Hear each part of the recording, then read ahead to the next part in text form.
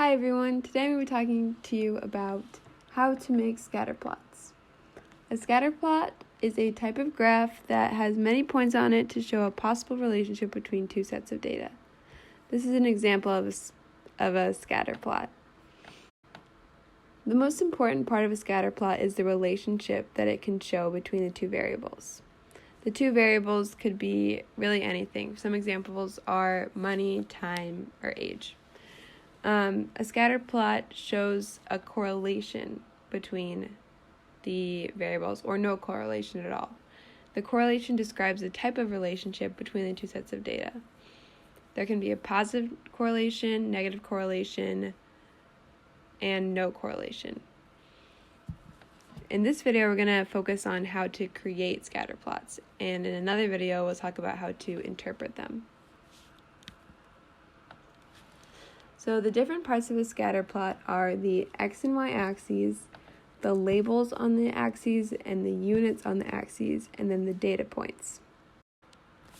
In this graph, the y-axis shows height in inches, and the x-axis shows weight in pounds.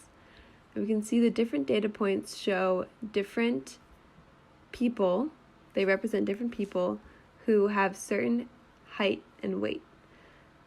This example does not have numbers on the axes, but we can see that as the height goes up, the weight also goes up. So these dots are showing a relationship between the height of individuals and the weight of individuals. Let's create a scatter plot together. So this student wanted to see if the period of the day had a positive or negative effect on her test scores.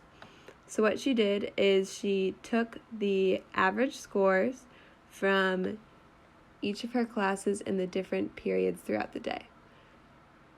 And then what she did is she plotted them on a scatter plot. To start off, we have a blank graph that tells us that the y-axis is going to show the average score of each test, and the x-axis is going to show which period that test was taken in. So what we have is in period 1, the average score was a 95. So what we do is we go to 1 across on the x-axis, and then we go up to about 95 on the y-axis, and then we put a point right there. And then we go to the next one.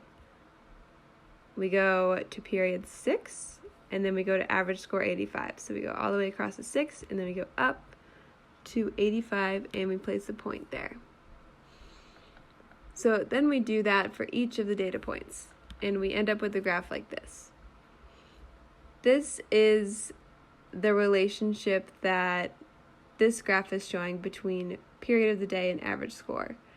There aren't that many data points, and there doesn't seem to be much of a correlation here, but the graph still represents the relationship that period of the day and average score has. Here's another example. We have a blank graph here, and we have minutes of exercise and calories burned. So the minutes of exercise are going to go on the x-axis, and the calories burned are going to go on the y-axis. Next, we have to decide the scale. So we see that minutes goes up to 60, and calories burned goes up to 280. So what we have to do is figure out what we want each of these units to go up by so that we can fit all of the numbers on the graph. So I decided to make each of the x-axis units to go up 5 units, so that 10 would start here and 60 would start here. And I decided that each of the y-axis units should go up 20 calories. So that 40 starts here and 280 is up there. Next, we have to plot each of the points. So first we have 0 minutes of exercise gives 0 calories burned. So we put a point there. And then we have 10 minutes of exercise and 74 calories burned. So we go to 10, go up to around 70, and place a point there. Then we do that for all of the other points. And we end up with a graph that looks like this.